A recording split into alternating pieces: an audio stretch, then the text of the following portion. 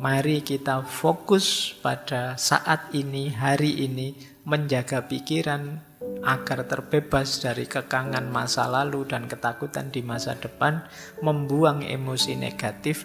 Disitulah mindset kita akan jernih dan kita mampu hidup bahagia, bertahan di bawah tekanan banyak masalah. Tahap kedua, sekarang kita tengok yang kemarin-kemarin hype, para filosof Stoik. Kita ambil dua ya, Epictetus dan Marcus Aurelius. Kalau versinya Epictetus, yang terjadi, yang penting bukanlah apa yang terjadi pada kita, tapi bagaimana kita menghadapinya. Yang tadi sudah kita singgung sedikit, itu sebenarnya kata-katanya Epictetus. Jadi ternyata kata Epictetus yang lebih penting itu pengendalian diri kita, kontrol diri kita. Peristiwa luar itu bisa silih berganti, boleh jadi apa saja, tapi kuncinya pengendalian diri kita. Kalau kita bisa mengendalikannya dengan baik, ya kita akan nyaman, bahagia. Kalau tidak, ya sulit kita bisa bahagia. Kalau kita masih terpengaruh oleh banyak hal di luar diri kita akan sulit bahagia. Jadi ternyata pengendalian di dalam dan bagian dari yang ada di dalam diri kita itu kan tadi cara pandang atau mindset. Mirip dengan Marcus Aurelius. Jadi mari kita fokus pada saat ini, hari ini, menjaga pikiran agar terbebas dari kekangan masa lalu dan ketakutan di masa depan, membuang emosi negatif. Disitulah mindset kita akan jernih dan kita mampu hidup bahagia, bertahan di bawah tekanan banyak masalah. Ini Marcus Aurelius. Jadi mindsetnya orang-orang Stoik. Nanti kalian boleh diulang lagi dua tokoh ini. Yang mereka sarankan untuk kita lakukan itu sepenuhnya sebenarnya mengubah mindset kita. Orang menyebutnya mindset Stoik. Nah, jadi cara untuk bahagia dengan cara mengatur, menata mindset kita. Lanjut, filosof kuno sudah, filosof Stoik sudah, masuk ke yang lebih modern. René Descartes dan Immanuel Kant, dua tokoh besar filosof modern. René Descartes kita kenal alirannya ya idealisme juga. Kata beliau, pikiran adalah hakikat keberadaan manusia. Dan kemampuan kita untuk berpikir dan menalar mendefinisikan kita serta mempengaruhi cara kita mengalami dunia.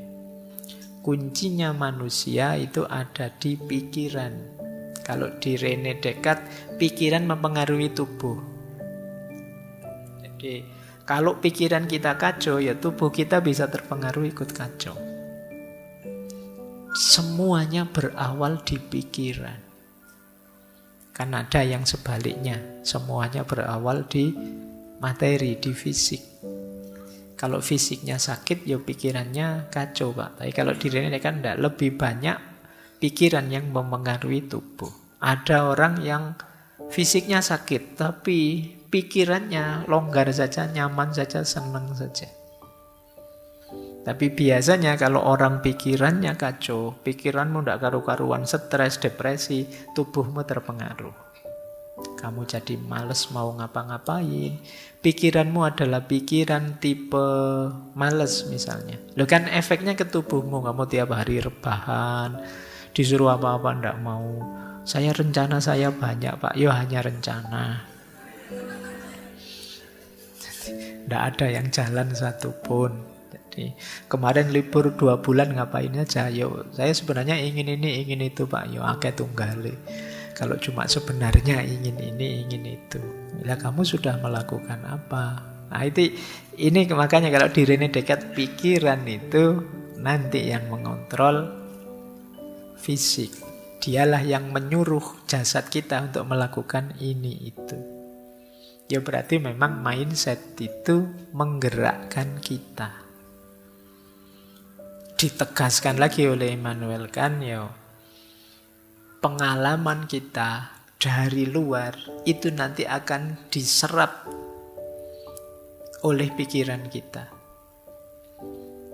Jadi tadi loh, kita ngalami ini, pikiran kita nanti yang membahasakan. Ini besar, ini kecil, ini enak, ini tidak enak, ini kualitasnya, ini kuantitasnya. Itu kan pikiran semua yang mengkategori-kategorikan. Kalian duduk saja sejer, pikiran yang ngatur. Ini lurus, itu belok, itu pikiran yang membahasakan. Jadi pikiran akan menjadi penyaring pengalaman. Dialah yang membahasakan pengalaman. Maka kalau pikirannya ngaco, ya pengalaman sebaik apapun akan dikacaukan oleh pikiran. Jadi ya seperti sering saya contohkan, kalau pikirannya ngeres, mau lihat apa saja ngeres. Pikirannya buram, melihat apa saja buram. Jadi pikiran itu mirip kacamata kalau untuk hal yang fisik. Kalau kacamatanya merah, ya kalian lihat tembok yang kuning itu jadi merah. Kalau kacamatamu hijau, lihat tembok yang warnanya putih jadi hijau. Yang warnanya biru jadi hijau tambah biru jadi apa? Hijau tambah biru kok pink ya?